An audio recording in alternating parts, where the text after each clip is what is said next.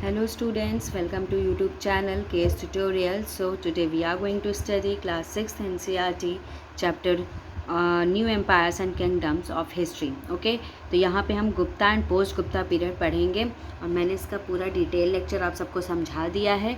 आज मैं short notes के साथ आई हूँ और इसमें कोई भी डाउट हो तो आप मुझसे पूछ लीजिएगा कमेंट करके. ओके, तो आप मुझे लगता है कि आप लोगों ने मेरी वीडियो देख ली होगी और हमने चैप्टर 9 तक पूरा कवर कर लिया है. आज ये शॉर्ट नोट्स भी प्रोवाइड कर दूँगी मैं, कंप्लीट हो जाएगा. तो कल लास्ट चैप्टर बचेगा हिस्ट्री का क्लास 6 में चैप्टर 10, तो हम उसको भी पढ़ लेंगे. ठीक है, आई होप ये जो सीरीज़ मैंने स्टार्ट की एनसीईआरटी की आप सबके लिए बहुत बेनिफिशियल जा रही होगी. आपने पढ़ा भी है, देख भी रहे होंगे. अगर कोई भी डाउट है या मुझसे कुछ गलती हुई है या कुछ भी चैप्टर में नहीं समझ में आया तो प्लीज़ कमेंट करके बताइए ज़रूर. ठीक है, और शॉर्ट नोट्स भी पढ़िए, साथ साथ डिटेल्ड एक्सप्लेनेशन भी ज़रूर से ज़रूर देखिए.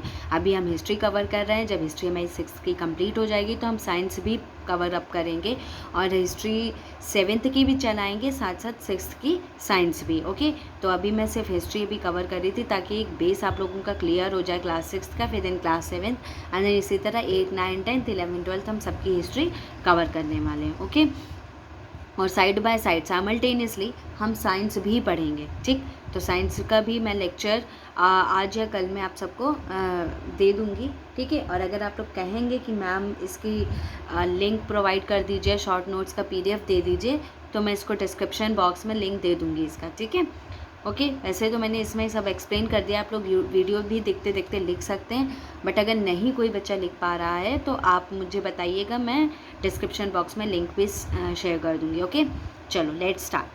प्रशस्ति जैसा कि मैंने बताया था कि प्रशस्ति का क्या मतलब होता है, इन प्रेज ऑफ. ओके, तो इसमें क्या हम प्रशंसा करते हैं, तो ये संस्कृत वर्ड है जहाँ पे हम कॉम्प्लीमेंट दे रहे हैं. ओके, जहाँ पे हम क्या करें, कॉम्प्लीमेंट कर रहे हैं, किसी की प्रशंसा कर रहे हैं. A writing which is full of compliments, एक ऐसी राइटिंग, एक ऐसी लिखित वो है जहाँ पे कॉम्प्लीमेंट्स होते हैं. ओके, मतलब हम प्रशंसा कर रहे हैं किसी भी राजा की.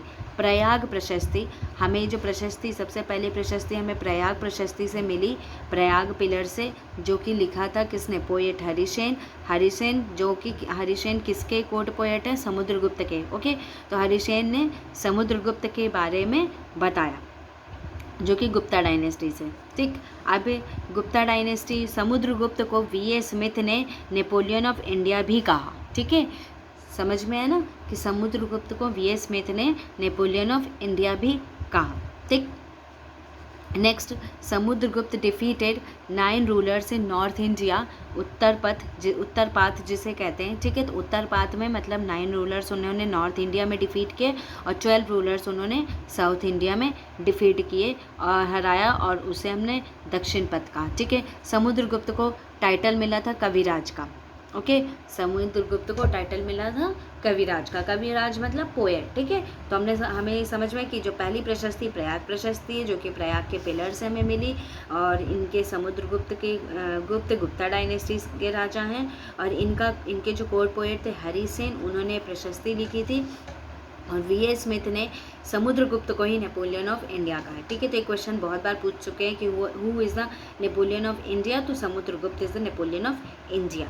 ओके, अब क्या है, 4 policies came to know Samudragupta through Prayag pillars, Prayag Prashasti. हमने बात की थी कि समुद्रगुप्त की 4 पॉलिसीज़. ठीक है, तो हमने लेक्चर में भी हमने पूरा डिटेल में एक्सप्लेन किया था समुद्रगुप्त की 4 पॉलिसीज़ के बारे में. एक बार मैं फिर यहाँ पे भी एक्सप्लेन कर दूँगी अभी.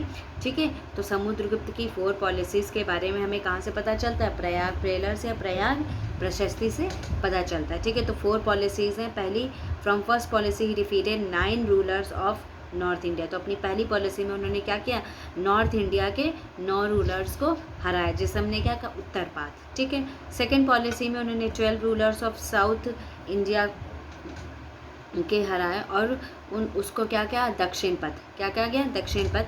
And he allowed rulers to rule in their kingdom but under him.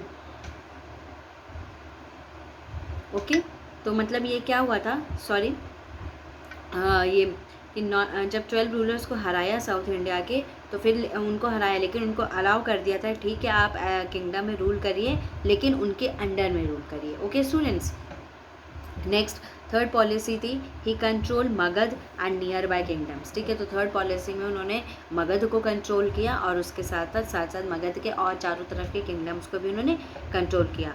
From fourth policy से वो उन्होंने मैरी किया, शादी की daughter of other countries ruler like Sri Lanka, Afghanistan, ठीक है। तो श्रीलंका और अफगानिस्तान की डॉटर्स के साथ शादी की, इसी से हम कहते हैं उन्होंने मैट्रिमोनियल अलायंस स्टैब्लिश किया, ओके। इसी को कहते हैं मैट्रिमोनियल अलायंस। अब फाउंडर ऑफ गुप्त पीरियड कौन है? तो फाउंडर ऑफ गुप्त पीरियड वो श्रीगुप्त, ठीक। तो श्रीगुप्त, उसके बाद आए श्रीगुप्त के बेटे घटोत्कच एंड घटोत्कच के बाद आए चंद्रगुप्त वन। चंद्रगुप्त वन को टाइटल मिला था महाराजा अधिराज का और इनको महाराजा का टाइटल मिला था, ठीक है। श्रीगुप्त और घटोत्कच को महाराजा का टाइटल मिला था, लेकिन चंद्रगुप्त फर्स्ट को महाराजा अधिराज का टाइटल मिला था। जो इसके चंद्रगुप्त फर्स्ट के फादर कौन है? समुद्रगुप्त, ओके।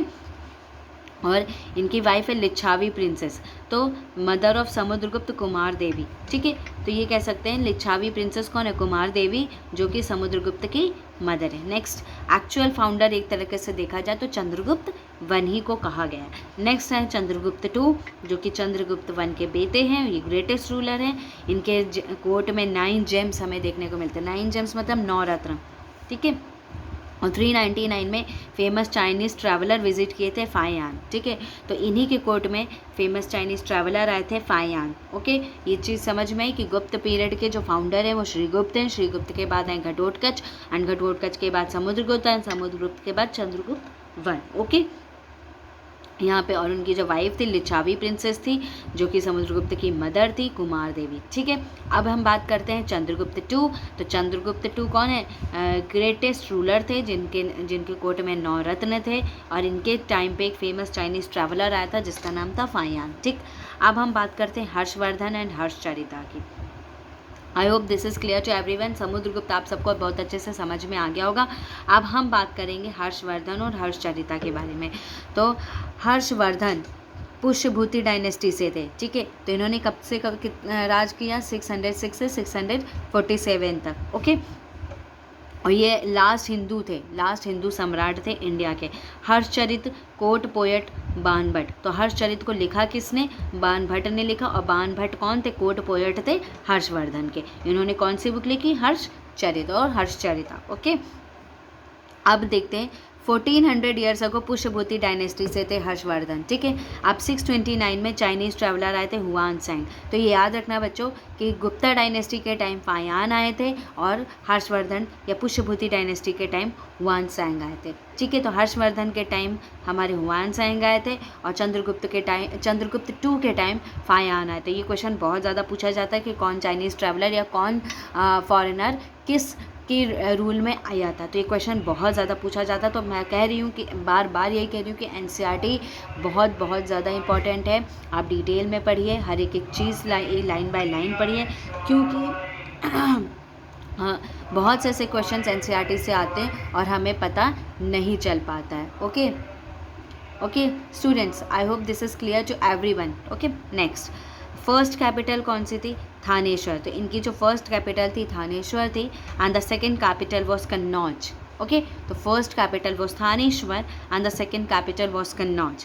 कन्नौज से उन्होंने साउथ इंडिया में मूव किया, but near Narmada river he was defeated by Pulakeshin two, ठीक है। अब कन्नौज से साउथ इंडिया की तरफ बढ़े तो नर्मदा रिवर के पास इन्होंने पुलकेशिन टू ने इनको हरा दिया, ठीक है। तो ये कहाँ? चालुक्य डायनेस्टी के रूलर थे। I hope this is clear to everyone. अब हम साउथ डायनेस्टी, साउथ इंडिया में की बात करेंगे।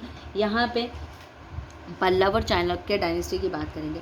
अच्छा, अब मैं बात करती हूँ हर्षवर्धन के टाइटल की। तो हर्षवर्धन को कौन सा टाइटल मिला था? शिला आदित्य का टाइटल हर्षवर्धन को मिला था। अब हम दोनों चीज़ एक साथ पढ़ाते हैं, पल्लव डायनेस्टी और चालुक्य डायनेस्टी। तो पल्लव डायनेस्टी का जो एरिया था कांची तक था, मतलब कावेरी रिवर डेल्टा तक, और चालुक्य डायनेस्टी का जो रिवर था एरिया था बिटवीन कृष्णा और तुंगभद्र रिवर के बीच, ठीक है। तो चालुक्य डायनेस्टी का जो कितना एरिया था? कृष्ण और तुंगभद्र रिवर के बीच, और इनका कांची तक था, कावेरी डेल्टा तक, ओके। इनका कैपिटल था कांचीपुरम। पल्लव डायनेस्टी का जो कैपिटल था वो कांचीपुरम था, ठीक है। अब हम बात करते हैं चालुक्य डायनेस्टी। तो चालुक्य डायनेस्टी का कैपिटल था ऐहोल, ओके, ऐहोल, ठीक। नेक्स्ट इनका जो ग्रेटेस्ट रूलर थे पुलकेशिन टू थे, पुलकेशिन टू ओके, जिन्होंने हर्षवर्धन को हर्षवर्धन को हराया था। नेक्स्ट इनके जो कोर्ट पोएट थे रविकीर्ति प्रशस्ति बहुत ज़्यादा फेमस, और इन्हीं की प्रशस्ति से हमें चालुक्य डायनेस्टी के बारे में पता भी चला। And Aihole inscription is very very important topic. Okay, तो आईहोल इंस्क्रिप्शन जहाँ पे पुलकेशिन टू के बारे में बताया गया कि पुलकेशिन टू ने पल्लव्स को हराया। ठीक है, तो आईहोल इंस्क्रिप्शन से हमें पता चलता है कि पुलकेशिन टू ने पल्लव्स को हराया। I hope this is clear to everyone. Short notes में मैंने आप सबको अच्छे से डिटेल में समझा दिया है। ये छोटी छोटी वीडियोज़ हैं जो आप एक तरीके से आप चलते फिरते भी सुनेंगे ना, तो आपको चीज़ें एक बार सारी क्लियर हो जाएंगी। ठीक है, तो बुक भी पढ़ने की ज़रूरत नहीं होगी आप सबको। ठीक है, ये चीज़ें हैं। और चलिए तो फिर आज का ये चैप्टर कंप्लीट करते हैं और कल फिर मिलते हैं चैप्टर 10 के साथ। So take care students, bye bye and subscribe my channel for further notification.